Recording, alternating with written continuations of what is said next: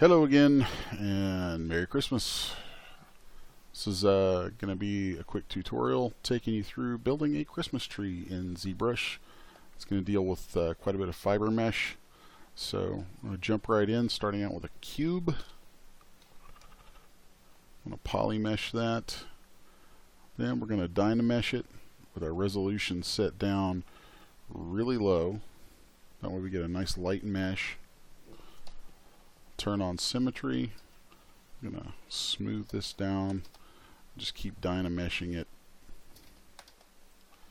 It's really just to give us a quick little blob that we can use to start pulling our tree from. Okay, so once we've got that, I'm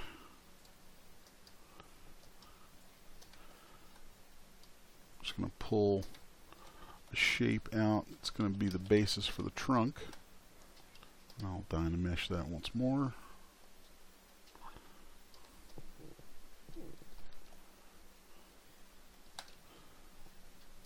Make that a little taller.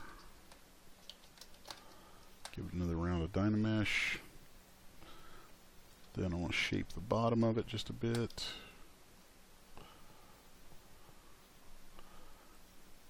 Just generally taper the whole thing. Dynamesh it.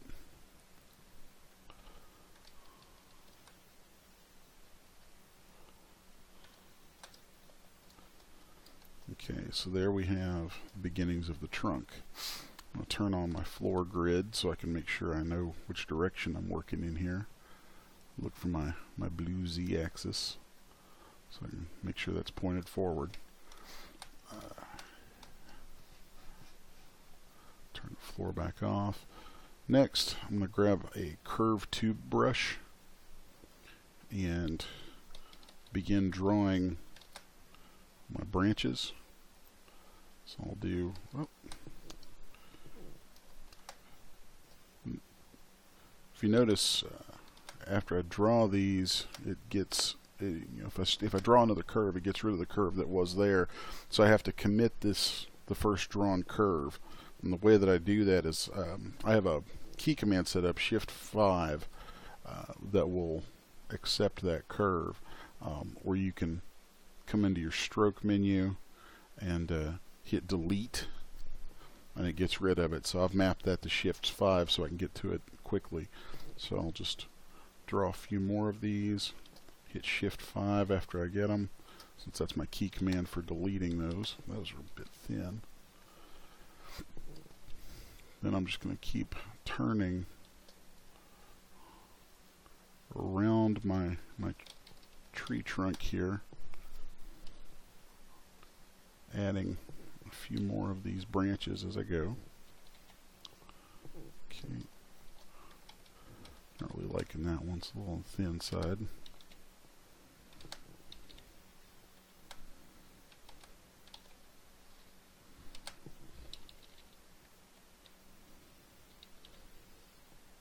There we go. One thing I'm noticing right off is that my branches aren't tapering quite the way I want them to at the end. So I'll go through and hold down Shift to smooth those. I'll take this as an opportunity to kind of twist some of this around and randomize some of the shape.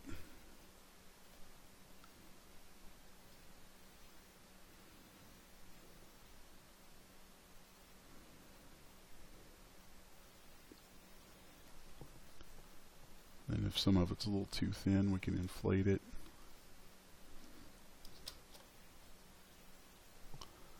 Turn off my poly frame so that we can see this a little more clearly. Let's go ahead and get rid of that one. Don't like the way that tube's looking on there.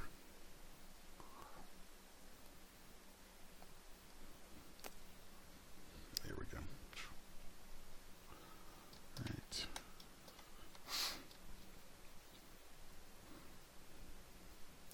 So I'm going to turn off my symmetry here, and actually let's unify the size on this tree.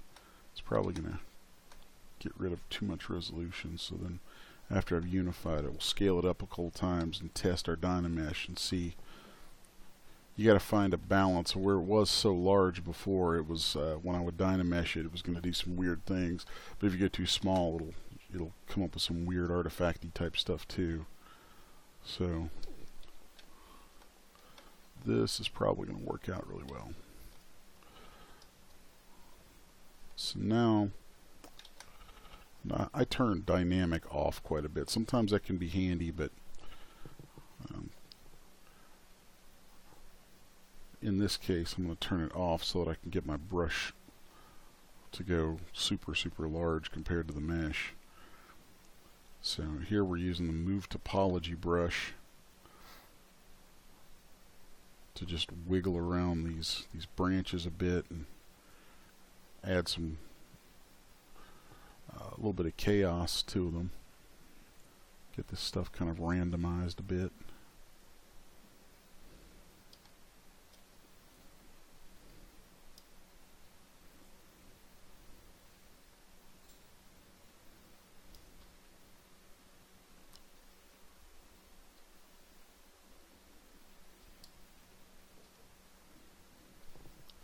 Come back through and increase the thickness on that one a little bit.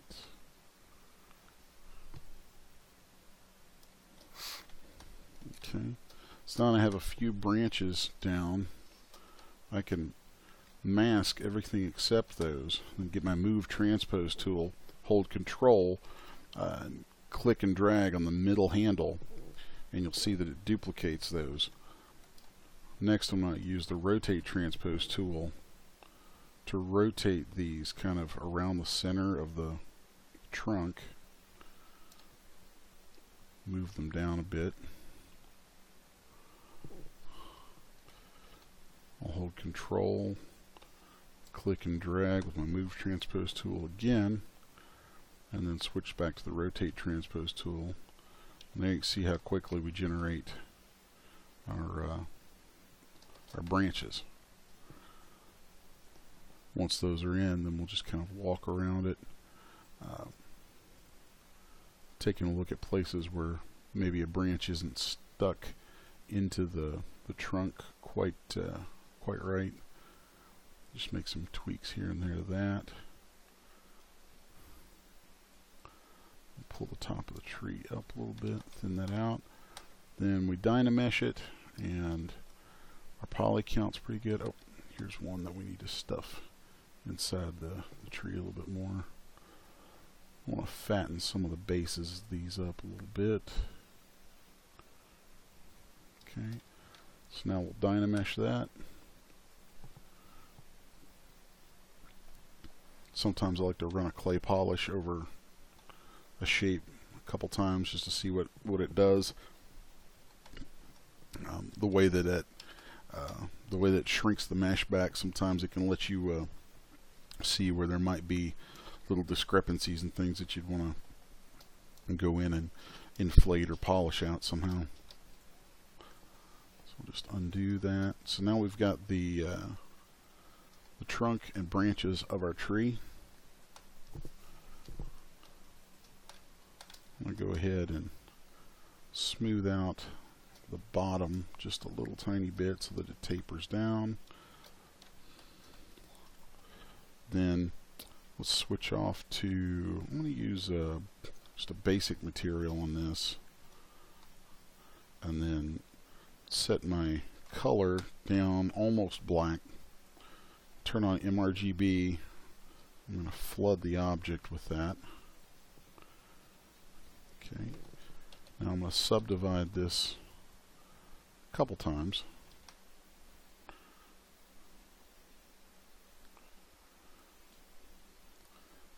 And at this point, if you wanted to take this outside of Zbrush, you'd probably want to break this up so that you could shoot UVs onto it using UV Master. I'm really going to focus on just using it inside Zbrush here, so we're not really worry about UVs and getting textures out of here. But just for the record, you could go ahead and put UVs on this now, and then everything that we do, you could translate over into textures and a low-res mesh that could transfer into other programs later.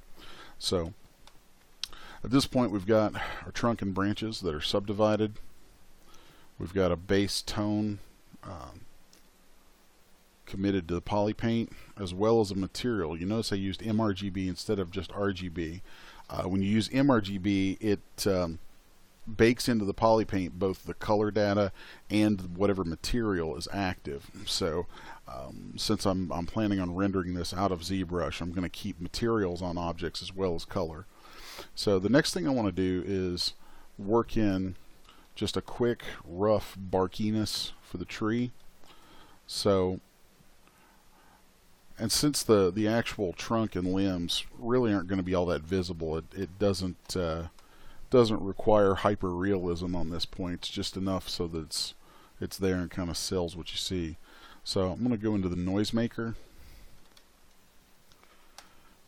then open up the noise plugin, and I want to use Perlin noise, and I'm going to turn the octaves up on that, hit OK, then play with my scaling a little bit, and we can adjust the strength factor in here so that you can start to see that barkiness appear.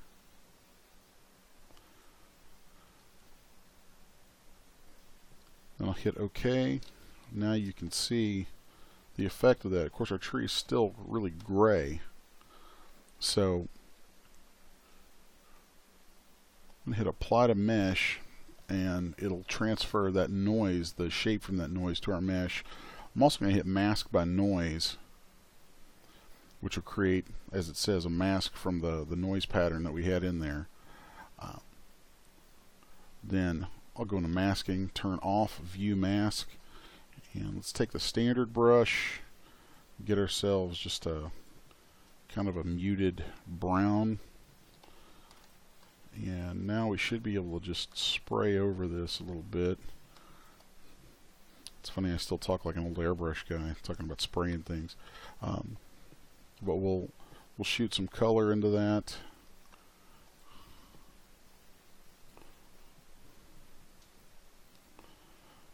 And if I wanted to get just really, really detailed with it, I would come back in and use some dry brush techniques to lift out peaks and valleys and little highlights and things. But for the scope of what we're doing here, we're just going to sharpen our mask a little bit and then bring up a slightly lighter brown, go over it one more time, and that'll be it.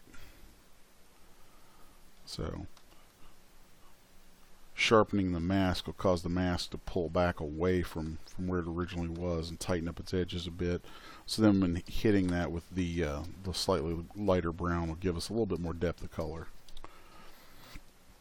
So there's the core of our tree. And we are now ready to add our twigs, little secondary branches coming, or the little secondary guys that spring off of the main limbs and branches and whatnot. So to do that, we're going to go over these branches, go about midway out and then to the end and mask them.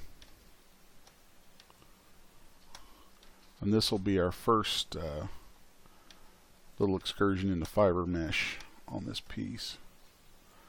So to use the Fibermesh, you're going to mask off an area that you want the fibers to grow from. So it'll look at that masking and then grow fibers from that. So I think we've just about got everything masked. There we go. Okay.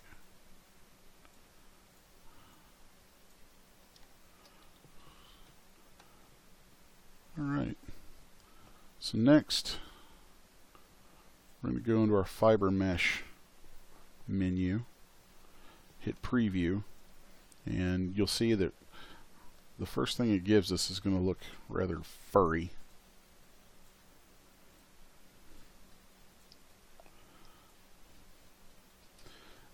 Now I have some presets made for this just to make it a little faster to show what's going on here. So I'm going to go open one of those right now.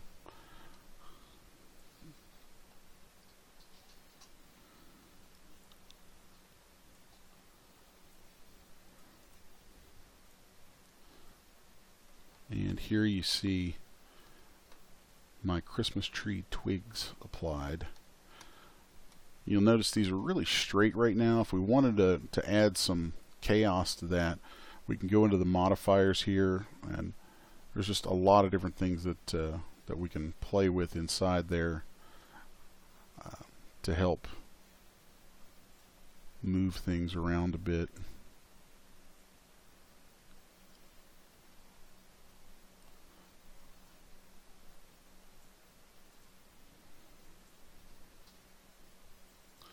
I'm going to keep the gravity turned off on this so that they grow straight from the underlying limbs instead of trying to droop toward the ground.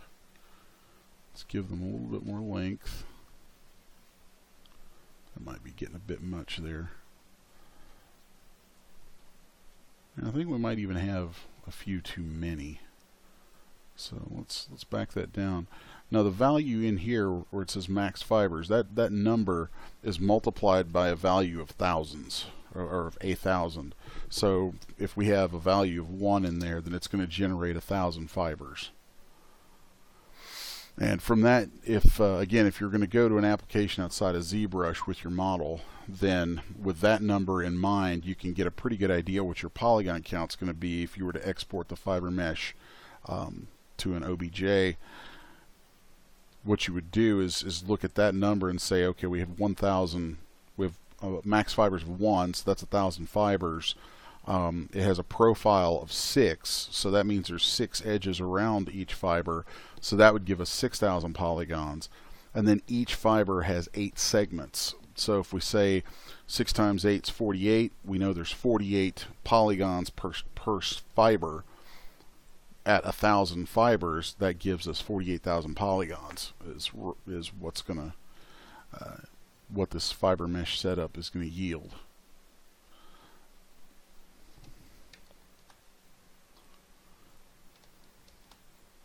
I think I want to increase the root size a little bit, which we'll do right here. We can also change that inside width preview with the curve that's there. Have a little finer level of control.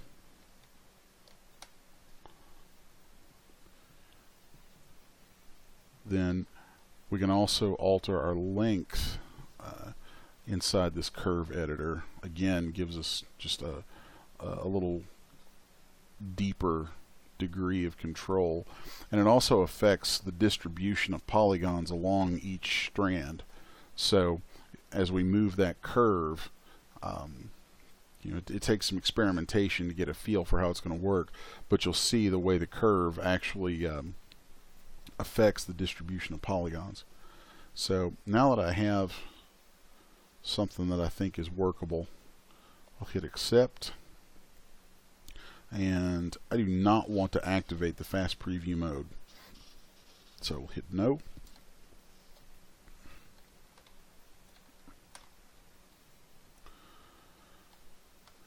Then I want to pull in some kind of a wood type texture to put on those, again, just so they're not a flat color, which I keep a folder of useful items like that on hand. So I'll actually pull a texture from one of my brushes.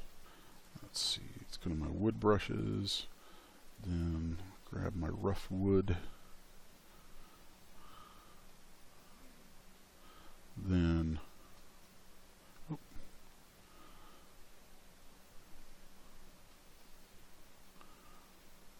there we go. We need to be actually on the Fibermesh. I had to switch my subtools there. We hit Fiber UV.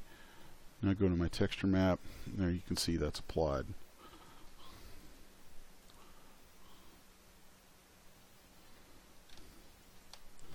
So from there, go to my geometry, turn off smoothing. I'm going to subdivide this twice.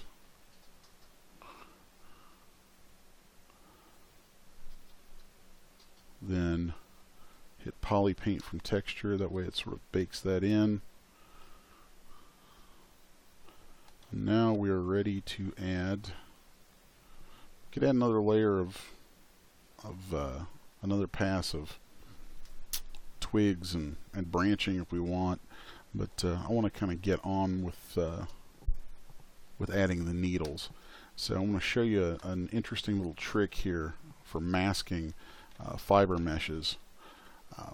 Let's take a ramp, an alpha ramp.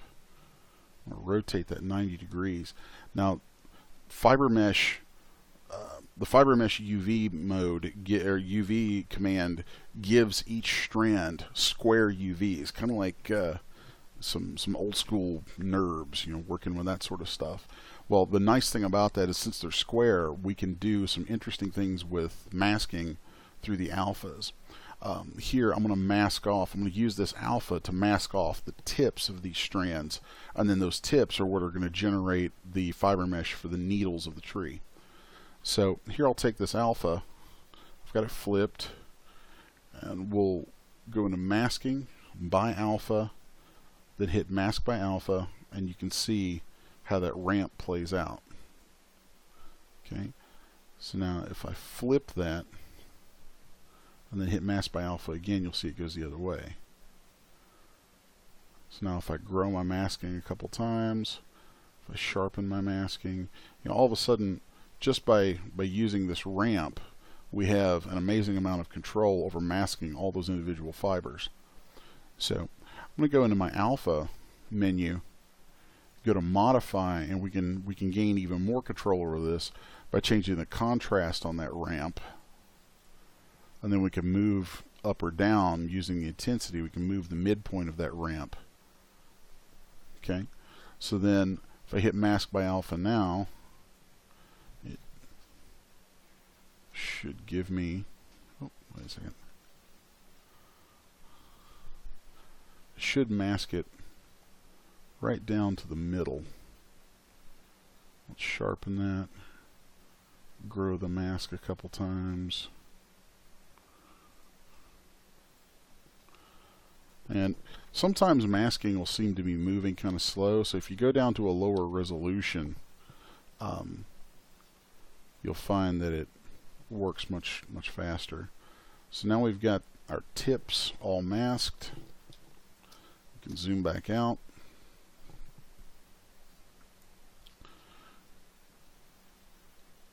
And then we're going to turn on Fibermesh yet again. And it's going to pick up the last settings, so it's going to be trying to build these little twigs out of those, which isn't what we want. So again, like with the twigs, I have a preset that I've already saved out to make this go by a little more quickly. So I'll go open that up. And in my fiber presets, I'm going to pull out my Christmas tree needles. And here you can see how that works out. Now this is really fast, the way that I'm doing this, so as we turn around you can see some irregularities in the shape of the tree, which is actually pretty believable. But if you wanted a nice, perfectly conic shaped Christmas tree, then I would say you need to just spend a little bit more time with the trunk and the limbs, fleshing out that shape and experimenting with it to get it exactly where you want it. Although there are some little tricks I'll show here in a moment that will get into how we can shape those needles and shape fiber mesh after the fact. So this is obviously really dense. We're looking at 134,000 strands, fibers here, with 2 segments of 1 profile. So that's 134,000 times 2, 168,000 polygons, or 268,000 polygons that this would yield. Let's pull that down to just an even 100. Then I will accept that. Before I do that, let's take a quick look here at the color setup on this. Now I've set the base to black, the tip to green, which is how we get that color. That's without using any textures. So I hit accept. I do not want fast preview mode active. So now we have the needles for our tree, and if I just arrow down one, we can go into that Fibermesh subtool. So there's a lot of different ways to work with Fibermesh once you're there. If you want a really specific shape, I use the Move tool mostly, though there's all kinds of different hair brushes inside ZBrush that you can use to groom the hair, and they're called grooming brushes. So if we just for a moment try out Groom Hair Short, you'll see just a few strokes how that works. Now I'm not want to use that on here because I like the chaos that we have in this, and really I'm just going to use the standard Move tool to just generally finesse the shape out a little bit, fill some areas a bit, you know, drag the volume around so we can kind of sculpt those needles out a little bit, fill in some of these bare spots.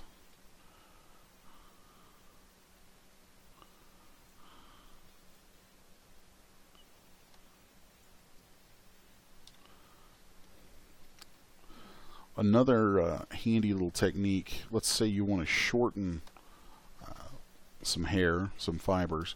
If you hold the Shift key down, which is normally, you know, smoothing a mesh, well, it will smooth those fibers, which effectively shortens them. So then we can, you know, give the tree a bit of a trim that way.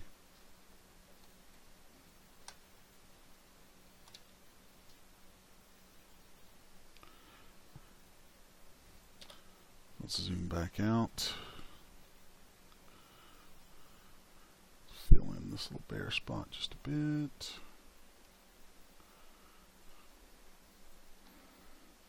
Okay.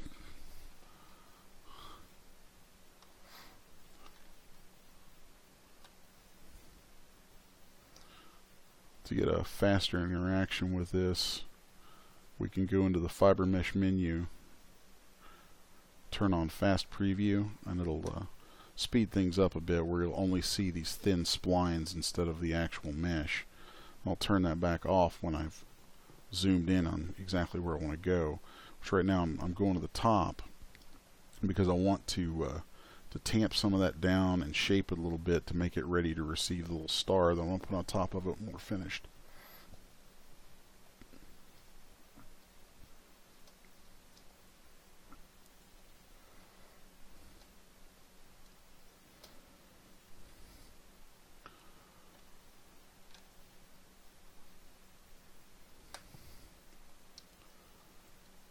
Another handy little trick for shaping Fibermesh. Wow, that's really dense. It's not want to move very well. Here we go. Another handy trick for shaping Fibermesh is to use clip curves, which here you'll see I'm using a clip curve to force these fibers into a more cone-like shape at the top. Then if we want to get some chaos back into that, we can just smooth it slightly, and there we go.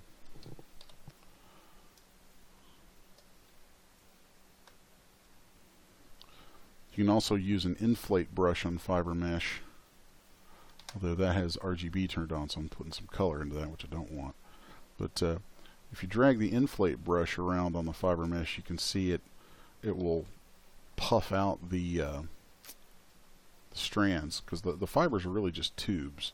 So you can add a little bit of volume like that, although you have to be careful because it can end up overdoing it.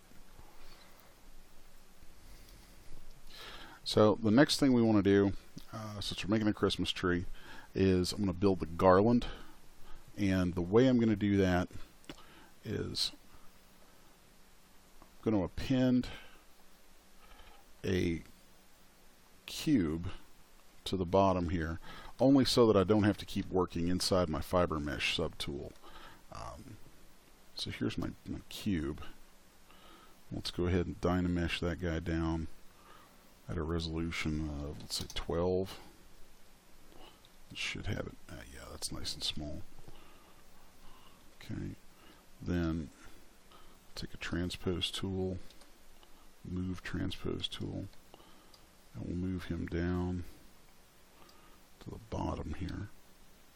Okay, and that's a good place to leave that too, because we can come back to this this cube subtool and use it as a basis for some other things we're going to build later on, like the base of the tree.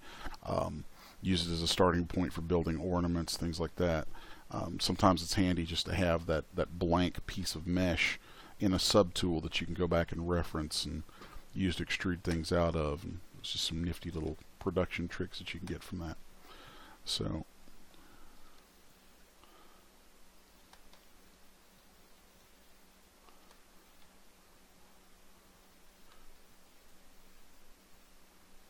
let's turn off my Fibermesh subtool for a second so we can speed up our reaction. And we'll turn that back on.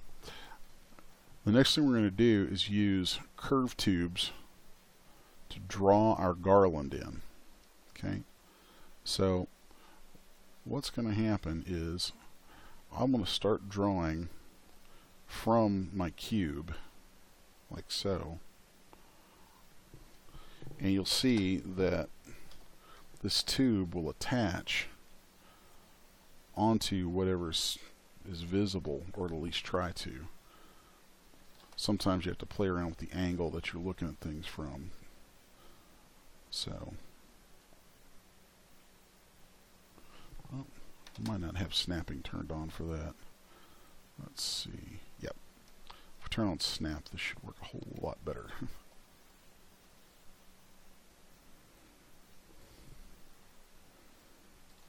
Okay. Then once it's drawn in there, we can just grab that tube, move it around. If you hit 6 a few times, it'll smooth the tube out.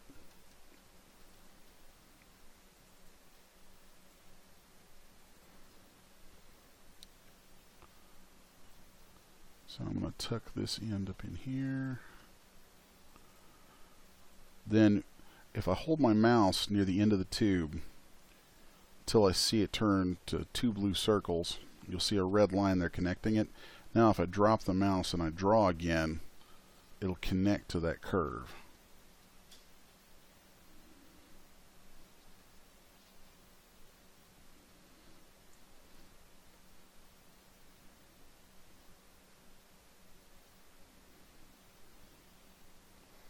Since this is going to be Garland, I'm not going to be real concerned about how tight the shape is. Can always smooth it out later too. So then I'm just going to work our way around the tree.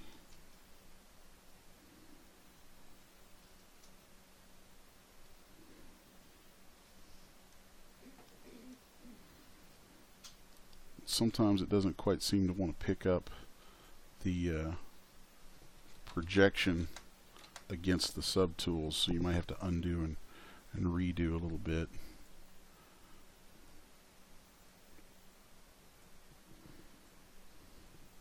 There we go.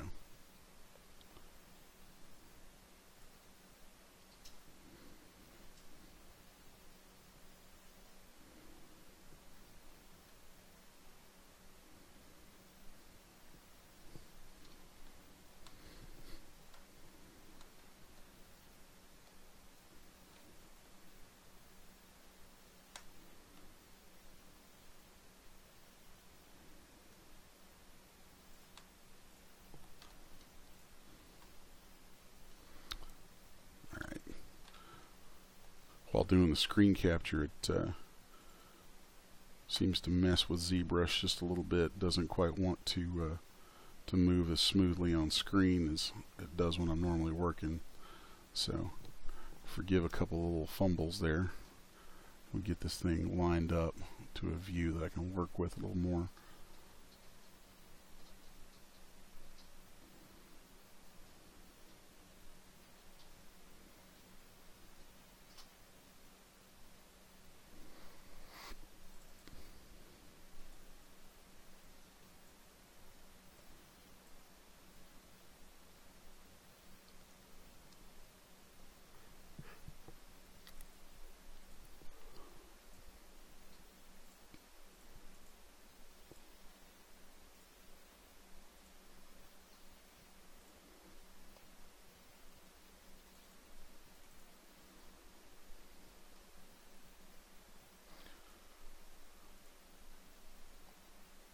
just keep drawing this curve out.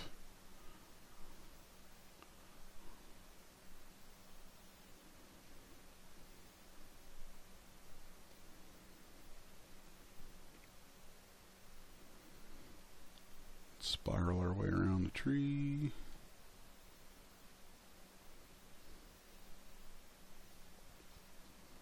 We're almost there.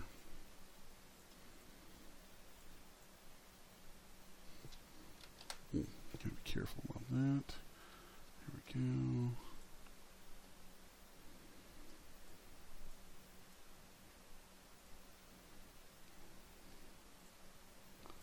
Alright, now I'll hold Shift 5 and that deletes the curve. So now that shape is committed.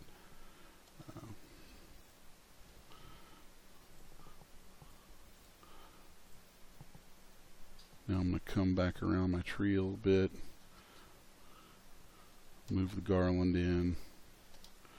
Use my move brush a bit. We'll split this away from the cube that we had there,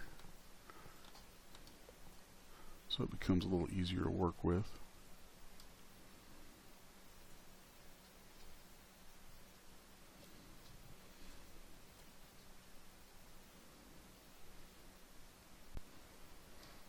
Okay, now we're going to work our way around the tube we created, smoothing this out. It really doesn't need to be very thick. It's just there to as a surface to grow our fibers out of.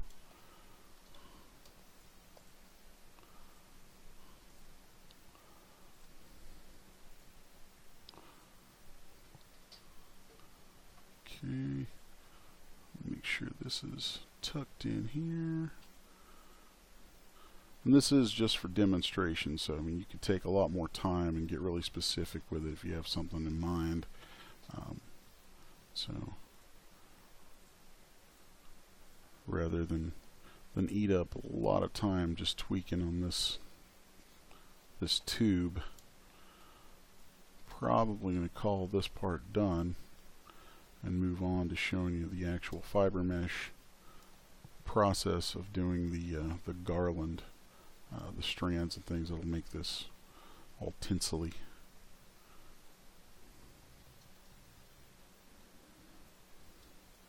Okay.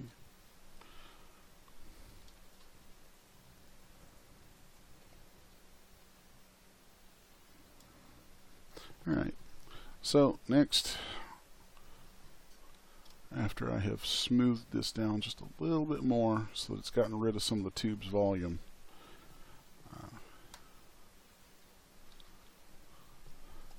I'm going to go into my materials and let's use this hair 2 material.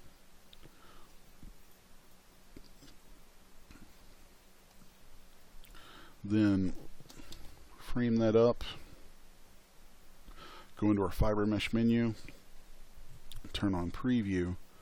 Then I'm going to load in my Christmas tree needles, just like I had on the tree.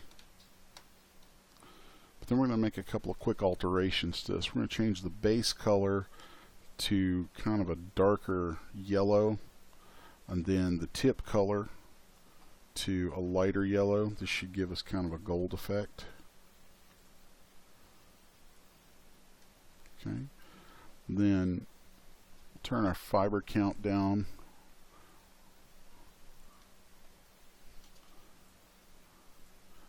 If we wanted to give it a little more lushness and a little more weight, we could add segments to it, and then you'll see the hair start to droop. I'm going to keep the segments on this down to 1, and then turn up the coverage. I'm going to turn up my root scaling. I think we also need to turn on our fast preview.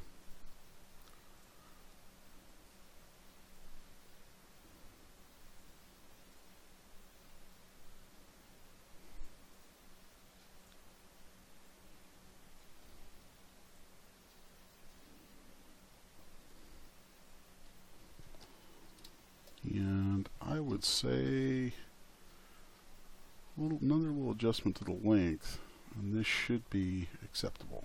Yeah. So now we'll hit accept, and you can see the garland threaded through the tree. So, being a Christmas tree, it is incomplete if we don't have at least some kind of ornaments. So, to build those, we're going to go down to that cube that we have at the bottom, turn off all my other subtools. Let's go back to a brighter material so we can see what we're doing. And really, this cube is just there so that I can use it as a base to draw things in with insert brushes.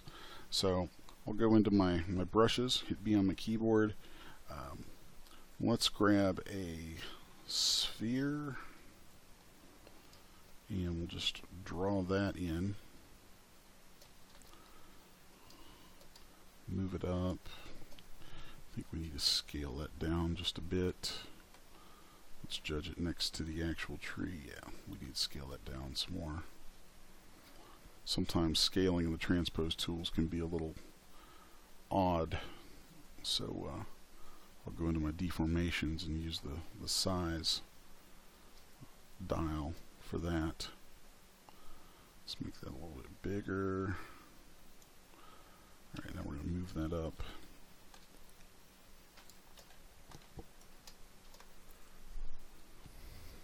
Then I'm going to split this off into its own subtool. Turn on local symmetry.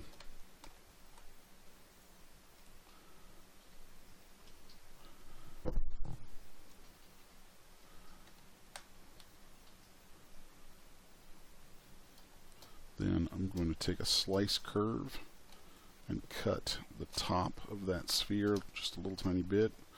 We'll mask it, then invert the mask, take a move tool, hold control, and that will extrude. If we hold shift while we click and drag that, then you'll see that it locks it in a nice straight line. Do that one more time.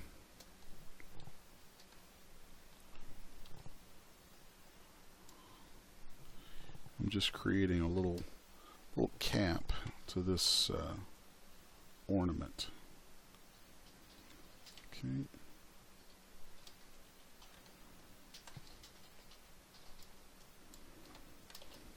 So there's that.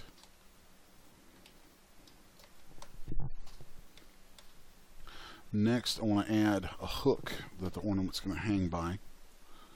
So we'll go into our curved tubes. I'm going to turn this sideways because it seems more natural for me to draw that way. I'll draw just like that.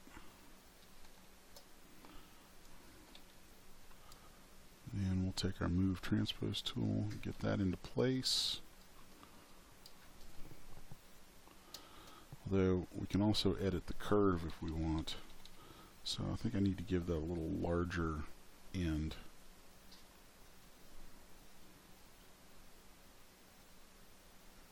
There we go.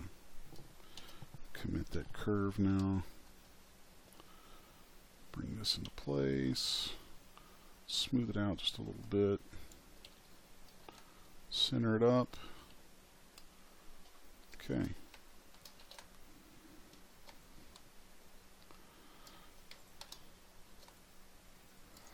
Now the next thing we want to do is get some basic colors pushed into this.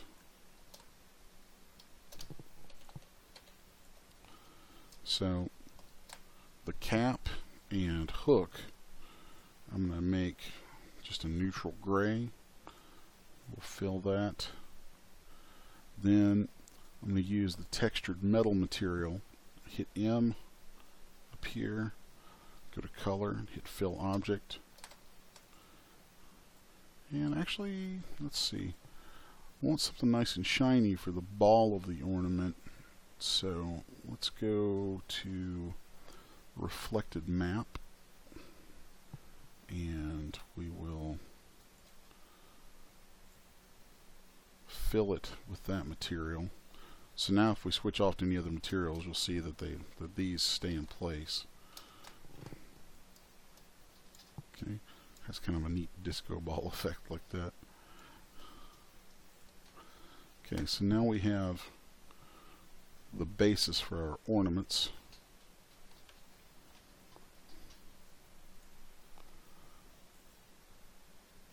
What we'll do from here is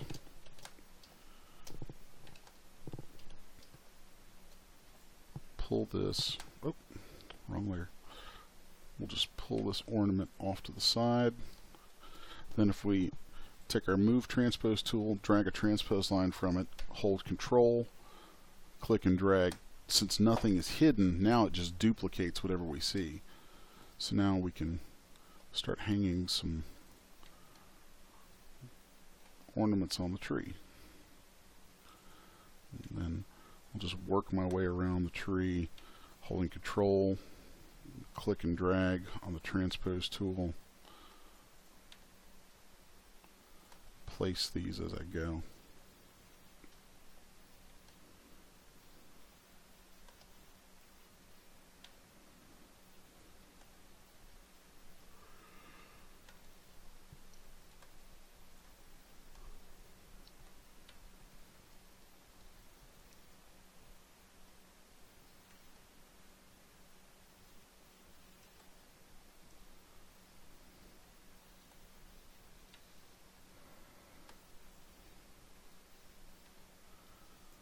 Just try to distribute a few of these all over the place.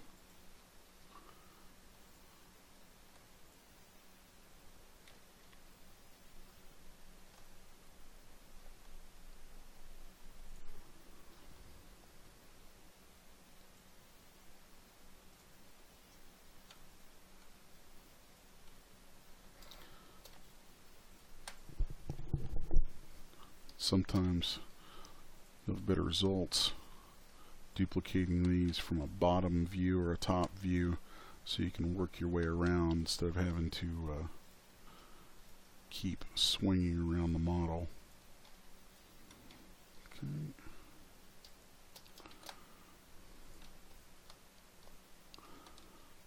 Let's grab this one, original, tuck him in right here.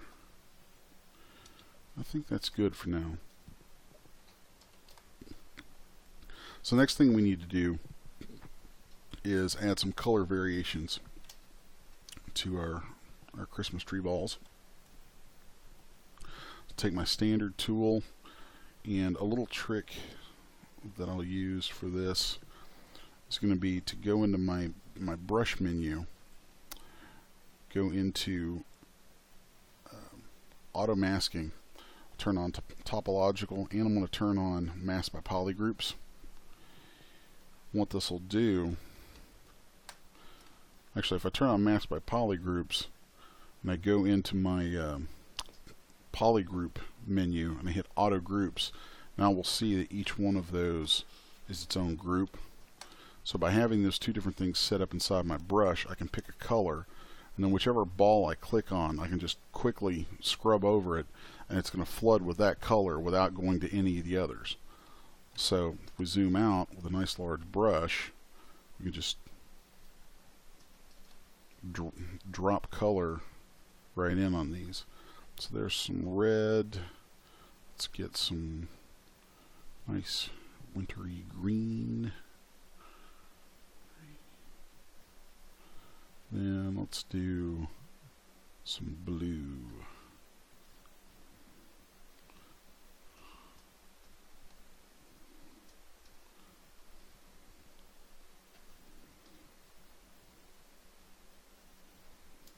Okay.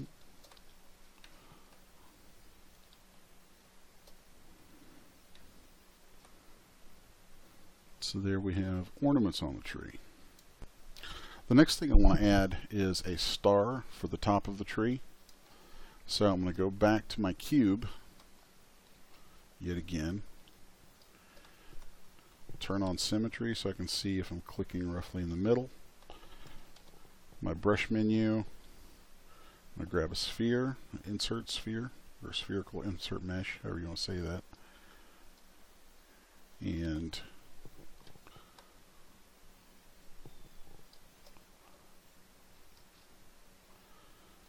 drag that sphere out there That was probably really huge. Let's do that. I'm going to pull that. Oh, almost forgot. You have to turn off mask by polygroups, or your transpose tools will do some crazy stuff. So I'm going to split the sphere off now into its own subtool. Make sure I have local symmetry turned on, since we didn't draw that exactly dead center. And we're going to dynamesh that. I want to raise the resolution on that dynamesh too. That might be a little high. Let's set it to 48. Okay, so that gives us a little more to work with. Now I'm going to take my clip curve brush. Actually, let's go ahead and deal with our symmetry a little bit. Turn on X and Z, and you'll notice that now we're working both front to back and side to side. So I want to make sure I orient myself here. So here's the front this way. So now if I take a clip brush and I draw across here with it, we'll get it clipped symmetrically into this little disc. Okay.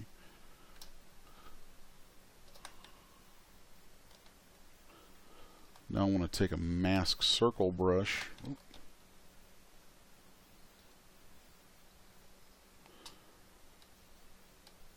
And let's just bring this in like this and get an interesting shape out of that. Okay. If we go into our transform and we turn on Y symmetry with that, you'll see, oh, that's interesting. Well, that didn't quite work out. Oh well. Well, we're going to keep all the symmetry turned on. Draw those shapes in there to get a little bit of a pattern. No, I have a key command set up for turning masking into a polygroup. So now that that's a polygroup, I'll hit Control E a few times to smooth it. So then we get these nice edges from it. And I'm just going to have a little bit of fun with this.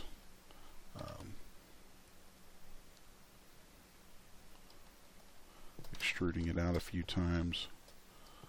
So there we've got kind of an interesting shape started on this. The next thing I want to do is select more of that spherical or cylindrical shape that we were left with. Oh. Then we're going to do a mask circle. So we've got the top and bottom. Now we want the sides. Then I'm going to convert that to its own groups. Extrude that a few times so we get some nice clean edge loops around the outer edges. Group that back together. Okay. Now I want to select just the ones on the sides. Invert what's showing, mask all of that. We're going to extrude these out.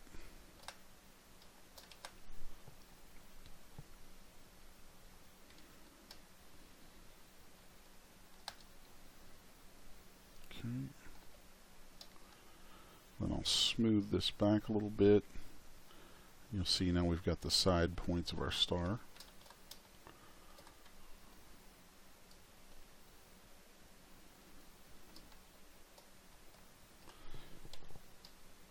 I'm going to extrude the top up, smooth it, and we'll get the top, the top point. Stretch that one a little bit. Okay. Now I'll grab the bottom, mask it, then invert it so we've got just the bottom there. And we'll extrude that a couple times, and that's going to give us the bottom point of our star, which is going to flare out into the base. So we'll take an inflate brush and flare that out like so. Okay.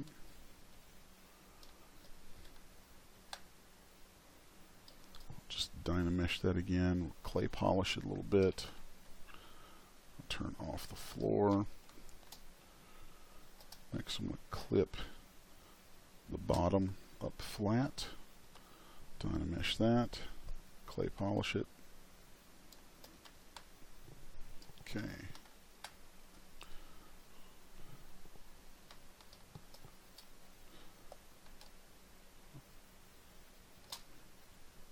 Use a slice curve to make its own group right here. I'm going to create some edge loops around that.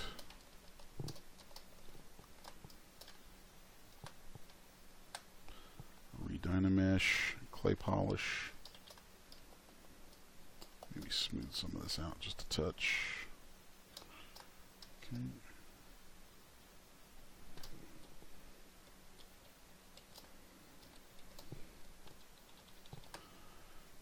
Now I'm going to do some extruding on the bottom. It's going to be used. Oh. Accidentally hit Go Z. So here we're going to take this group we've made at the bottom and push it up inside so that we get some of the cavity we'll need for this to sort of fit over the tree. Smooth some of that out a bit.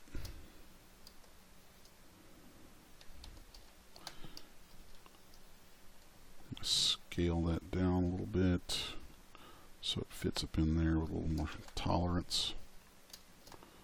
Okay.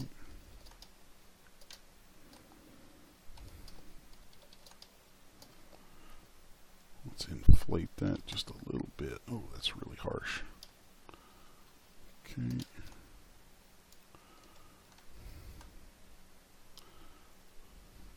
Alright, so now we have basic shape and everything for our star, though need to go through and adjust these tips a little bit. I want to add just some design elements to it.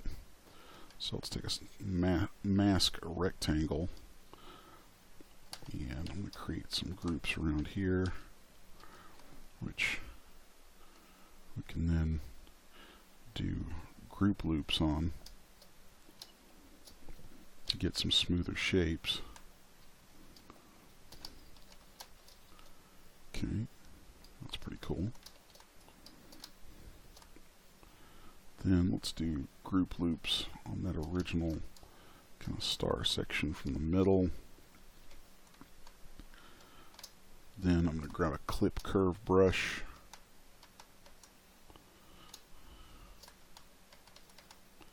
Really refine that shape.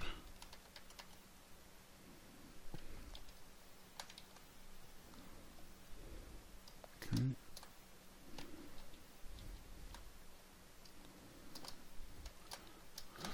And this is all going back and forth between extrusion and group loops primarily. So now we can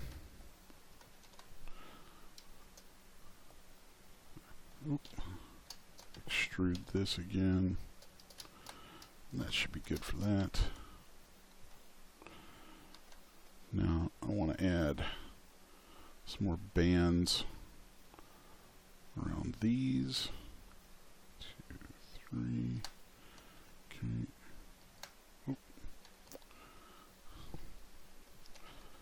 And you'll see we've polygrouped those. So we'll group loop them. Then I think this time I want to extrude these. Okay. Kind of an interesting shape going on there. So now we want to ensure our symmetry. So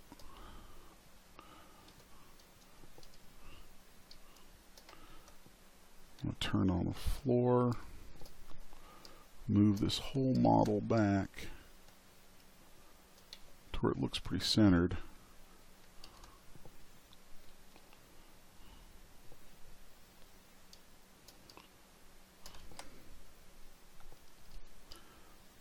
I use my Move Transpose tool to thicken it a little bit.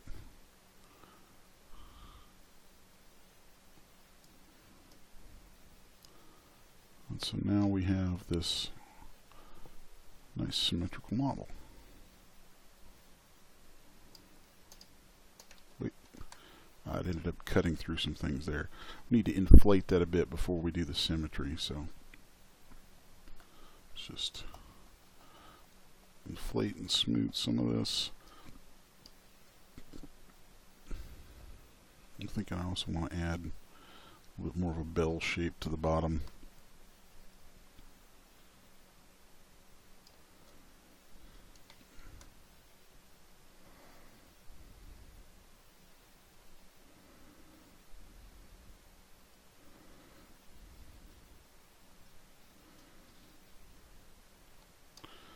If we wanted to force this into a circular shape, one way we could do that is by using a circular clip, clip circle center.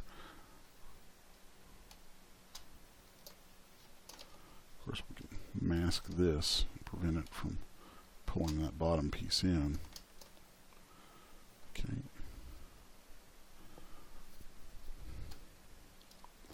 Let's dynamesh this. Dynamesh at a higher resolution. Let's do it at 96. Okay, clay polish it once. Now we should be able to mirror and weld this on X and Z at the same time, and that's what we're looking for. Awesome. Alright. So now I want to take my reflected matte material and fill the object with that, and then I'm going to fill the object with kind of a mid-yellow tone. You'll see the two together will give you a nice gold. If we wanted to accent that a little bit, we could do some washing and dry brushing, which I'm not going to go into specifics on how that works, but I have some brushes that I use for that pretty regularly.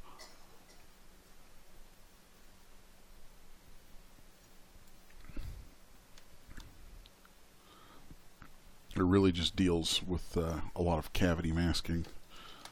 So here you can see that I'm washing with a dark color. It kind of brings out those depths. Now if I go back through my dry brush with something much brighter,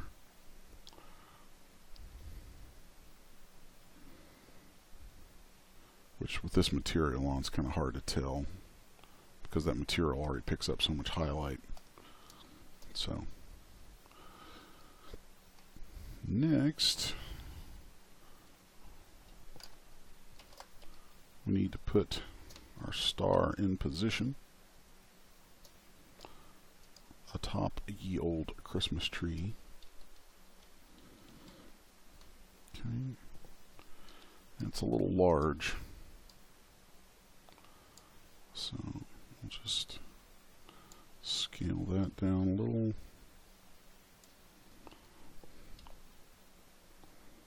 And I think that's good for now. For the sake of demonstration, I think that works pretty well. Okay. Now, the last thing we're going to work on here is going to be the base of the Christmas tree. So, again, we're going to go down to our trusty little cube at the bottom.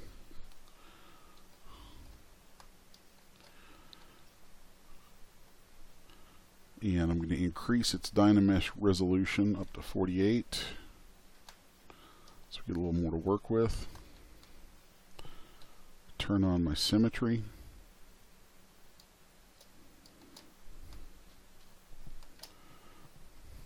Then I still have clip circle center active from the last little bit of work we were doing on the star. So if I use that looking down on my cube, now it's going to turn it into a little cylinder. Okay. Now I want to round off the bottom of that cylinder, turning on symmetry for X and Z. That way we get 4 points of it.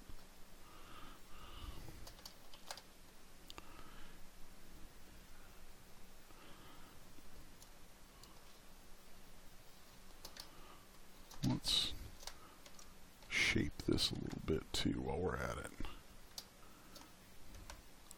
just so it's a little more interesting.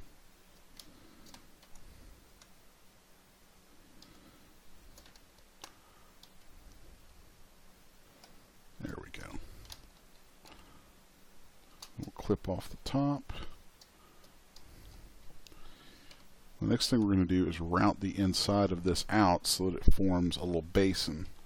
The way we'll do that is drag a transpose line straight up with our transpose move tool.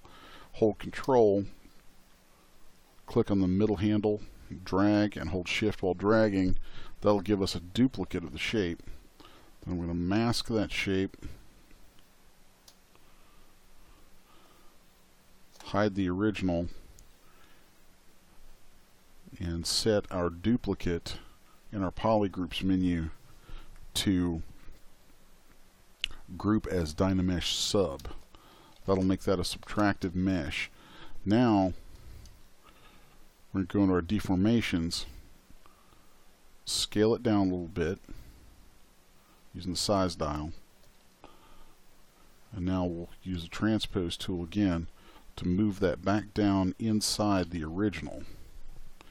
And clear our mask, run dynamesh again, and now you see you've got that shape cut out from the inside. Okay. So now we need to make the legs for our base.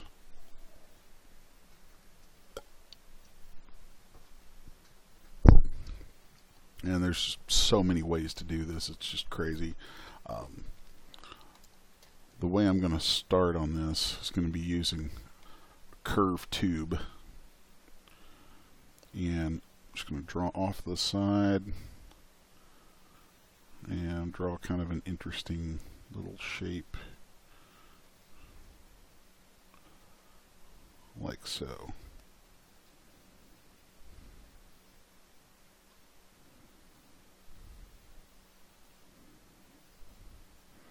And we can really get ornamental with this too, just with the symmetry and everything that's turned on, and using the curves. You can do some pretty neat stuff with that.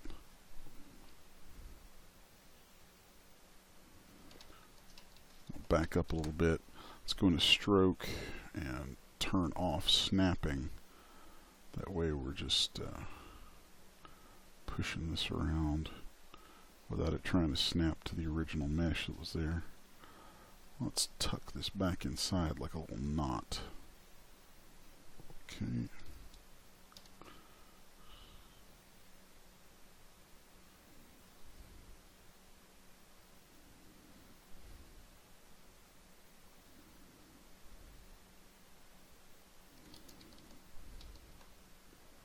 There we go. It's a pretty interesting little shape. So give my command for deleting that curve. So here we can see we've got these different groups. I'm going to separate the tubes off from the basin. Split hidden. Now we'll go down to their layer and dynamesh them. Turn up the resolution a little bit more. I'll go up to 96 on this. Then we'll clay polish that. Okay.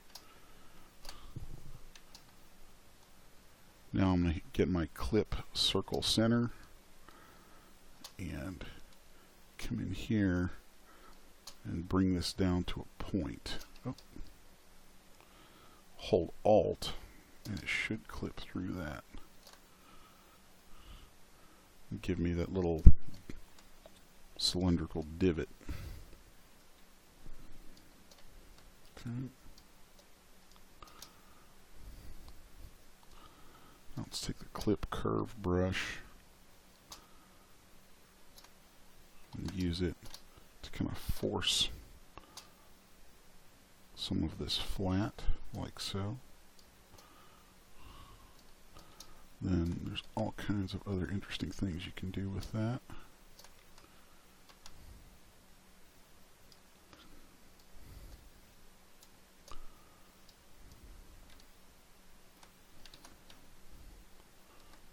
Take my mask pen. This is kind of a neat little technique, is to use masking together with clip brushes. So there we mask that off, and we can come in and make it very crisp.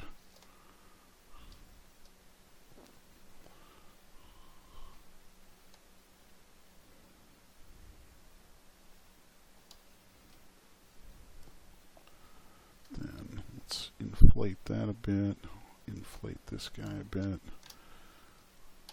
Come in and flatten that. I like this contour here, so I just want to kind of commit to that with a curve brush. Okay. Now we'll re-dynamesh all that. Clay polish it a few times. Okay. Now let's get our textured metal. Go to material channel, color, fill object. Then I want to go ahead and duplicate this. Control-Shift-D will duplicate your subtool. Clear any masking that's on it. Then in my deformations, I'll set rotate to Y, type in 90. So now we've rotated 90 degrees.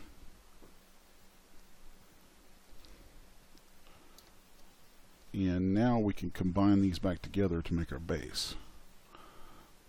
So merge down, merge down.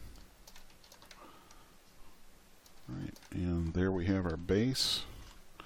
And since we built it from that cube, it should even be scaled properly.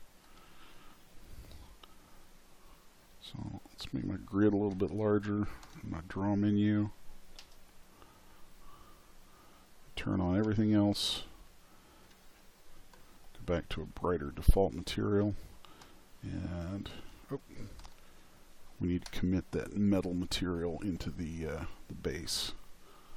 So let's just here, fill object, go back to a brighter material, and there you have it. Take a quick BPR render and see what we get. A little Christmas tree tutorial. Lots of Fibermesh, lots of different techniques touched on in this. Hope you enjoy it. Hope you stuck around and watched the whole thing, and above all, I wish everybody a Merry Christmas. Thanks.